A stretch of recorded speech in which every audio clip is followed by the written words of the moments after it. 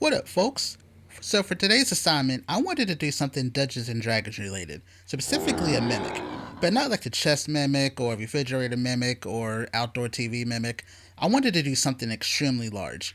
So I went to my think tank with all my favorite content creators that I'm friends with, and don't ask me where the inspiration came from, but I specifically wanted to know if one thing was possible. And thankfully, it was. And bewilderment, shock, but overall happiness went in, and following that was a whole lot of inspiration. Let's cue the foiling.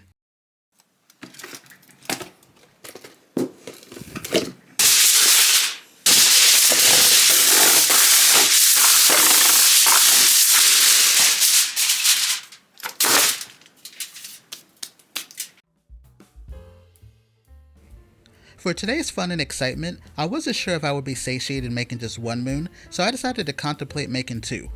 So my first moon, I needed to be a big full one and big and chunky, just like me. So I needed a lot of aluminum foil to be balled out. Once I have it to my desired size, I decided to toss it to the side and make my other one. Except I didn't realize I went overboard, which means I need some more foil now.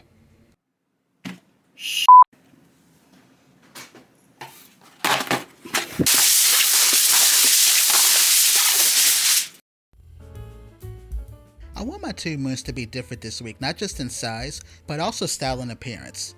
I want one of my moons to be a standard full moon, and then I also want to do a crescent moon. For today's project, we're going to start with the full moon first. This full moon is going to get covered with a crap load of Super Sculpey Ultralight.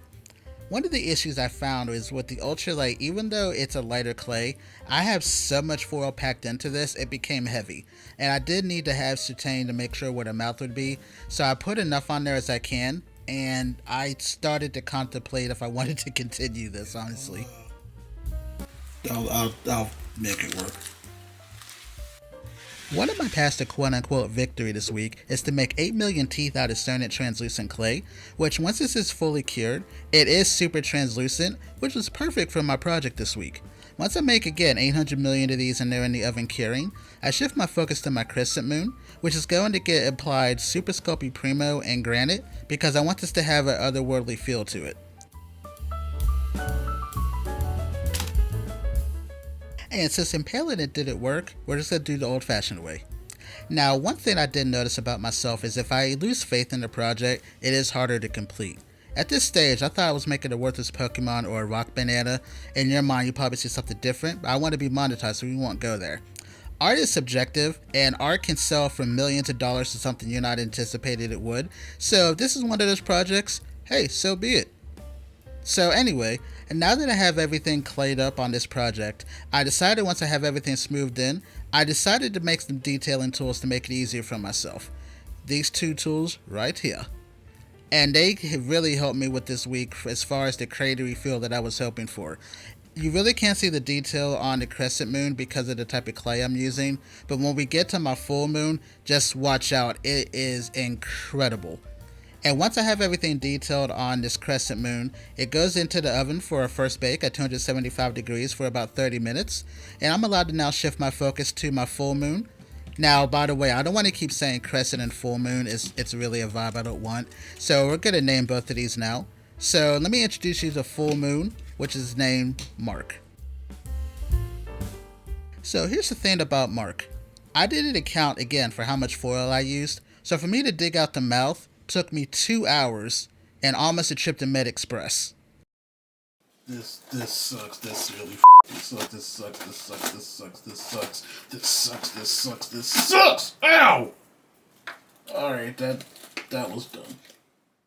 Now back home and an expensive copay later, we can now clay this thing. For today's clay, I wanted this to again be different from my crescent moon, so I wanted to use a blend of which is my absolute favorite, which is Super Sculpey and Medium. Super Sculpey Medium, for the uneducated, is a perfect blend between Super Sculpey Original and Super Sculpey Firm. It's easy to use as your normal original clay for Super Sculpey, but it holds detail extremely well just like Firm. If you haven't used this clay before, I highly recommend it. It is a harder one to get at your local craft stores. I'm able to get it locally at Joann Fabrics, the 5 that are still open. It is more common on Amazon, but you usually have to either buy it in a 3-pack. You can get 1-packs, but either way, I highly recommend it to try out. Once I have it clayed up enough, it's looking to my liking. Here goes those teeth, and just look how these came out. So again, I just got back from Med Express, so let's find a reason to go back there again, this time almost impaling my thumb. Yes, this is dumb. Yes, this is bad. No, don't do this. Lesson learned. So now let's get those teeth in there.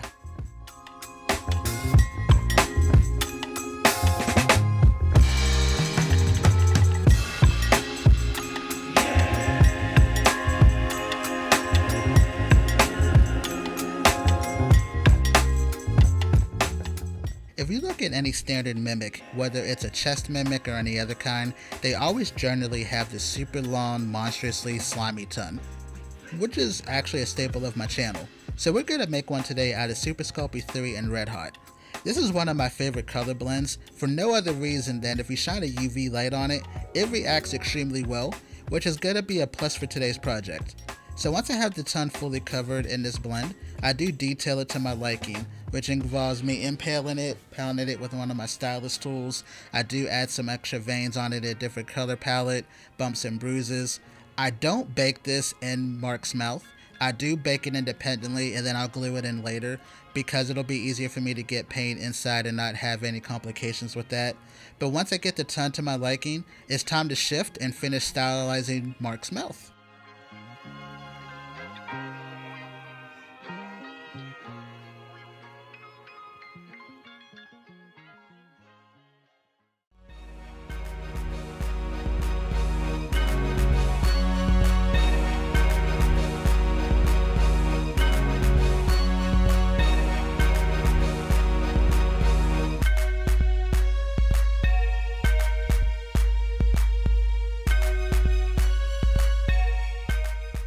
I'm very comfortable with how the mouth looks at the moment, so I'm shifting my focus and using my large ball stylus to punch in 4 holes, which are going to be Mark's eyes. These eyes are going to be 4 balls of Red Hot, which I pre-baked. I'm going to punch in, and then for the next few moments, I'm going to detail all of the eye areas, namely the brow bones. I'm going to add some folds, wrinkles, all of the above. And once these are into my liking, we're going to go ahead and get to the stylization similar to the other one. Wait till you see how the clay looks with this. Trust me, it came out impeccable.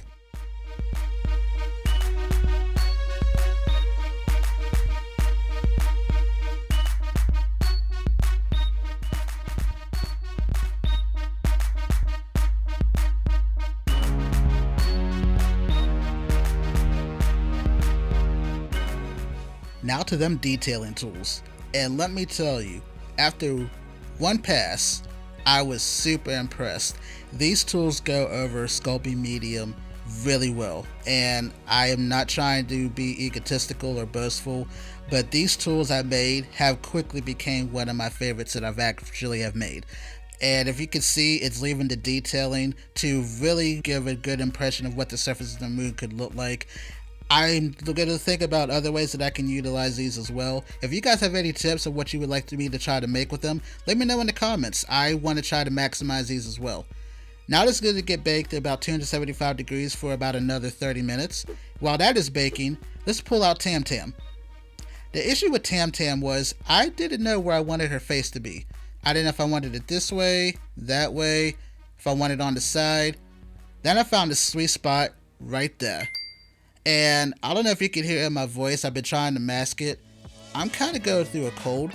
So while I'm waiting for my Theraflu to kick in, please enjoy what I believe, in my humble opinion, is one of the best creature faces I possibly have ever made. Enjoy.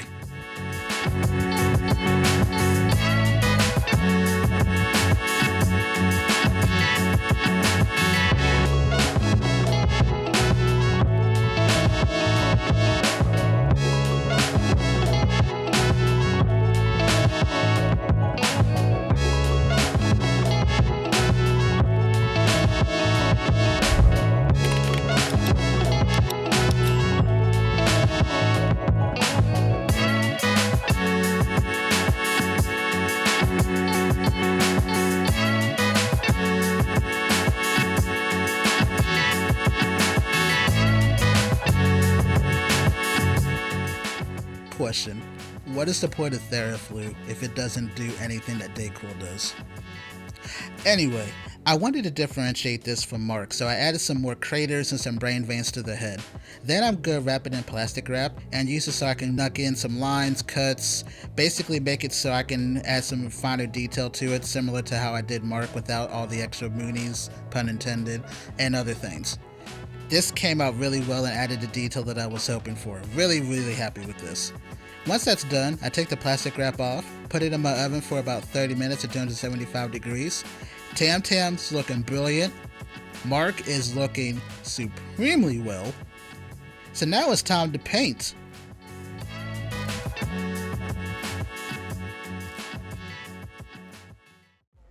Now this has to be one of the easiest paint jobs, honestly, that I've had. All I do is I take the gels and paint them red, and the inside of each of the mouths is going to get red, and darker versions of red. For the lips specifically on Mark, I didn't want them to be fully red, so I do stain them with a watered down red and wipe them off with a paper towel. Then I'm going to use that same color and again paint inside of the mouths, each red. For Mark, I wanted it to be a little bit darker, so I do go back over this once it's dry with a darker red. Really like how that color looked, so then I use it on Tam Tam. Now once all of these are painted inside the mouths, we go to one of my least favorite things about painting, which is a black wash. If you're uninitiated to black washing, what it is taking watered down black acrylic paint and using it to bring out the details on a piece. As you can see, I do it for the tin mainly primarily first, but then I will go over each of the pieces starting with Mark by letting it go over, letting this pull inside of those details that I had and wiping it off with a paper towel. Now, I will be again transparent as I always am. Black washing is not one of my things that I enjoy doing. It's just one of those weird quirks I have. I know a lot of people love this. I'm not really a fan of it. If there was another way for me to get these details to pop, I would. Unfortunately, for this, especially with these two pieces, it is highly a requirement. So once I have it all dabbed off, I do leave these to dry. And once I marvel how the detail looks, I now go into dry brushing. Dry brushing, again for the uninitiated, is taking paint and going over it, basically dry brushing a little bit at a time to bring out those details. I start with Mark and I use a very watered down parchment white, which it looks okay, but then I decided to bust out this deco art that I bought a while ago, which is Pearl, and holy shit, look at this. So much better than the other one. I'm really glad I did go and take the leaps and bounds and utilize this. This brings out all of those details that I spent the better part of 10 hours per moon making. So once I go over this, I decided I'm only going to use the Pearl on Tam Tam and use that to basically give her a sheen look, which, if you can see, it's selling itself. The thing specifically with Tam Tam, I didn't want her to lose all the details of the rockiness of the granite, so the Pearl that I use for the paint, it does a really good job of that. Now once I get through all of these and bring out the details as well on both of these, I use this Invisible Glow by Folk Art. Listen, I bought this on a whim one day when I was on a Michaels run, never had a reason to utilize it. But today, oh my goodness, I cannot wait for you to see these shots here in a minute. So you do want to follow the instructions on this. So what they say is, make sure your base is dry, put one layer on, let it dry for about an hour or so, and then put a secondary layer on. And what happens is, well, let me tell you this. We're about time to go to the Never place, and I will let Matt and Tam Tam show you directly how awesome the Folk Art Glow under a UV light actually looks. Let's go ahead, and ladies and gentlemen nerds everywhere around the world, let's go to the Never place and just enjoy this experience together.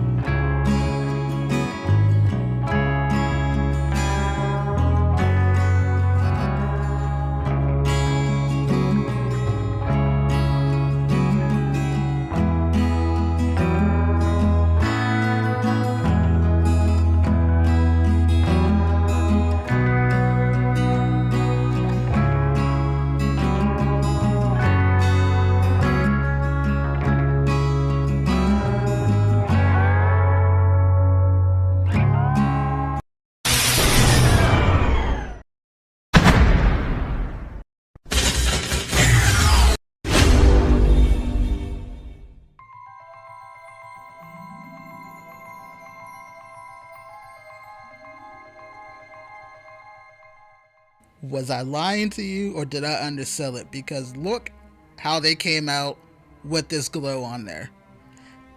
I have never been more ecstatic as an artist than I am right now with something that I made that I wasn't sure was going to come out great and turned out to excel on my expectations.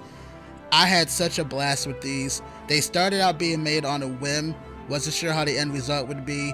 I'm super glad I made them. And more importantly, I'm really glad that you all joined me on the ride. If you did enjoy today's video and you liked how they came out, feel free to hit the like button, subscribe to the channel, set the bell notifications. But ultimately, I want to know which one of these you prefer. Are you Team Tam Tam or are you Team Mark? Let me know in the comments. Until then, I will be back here next week with possibly my weirdest sculpt ever. And I can't wait for you guys to see it. Until then, stay loved, stay blessed. We'll see you next time, folks. Take care.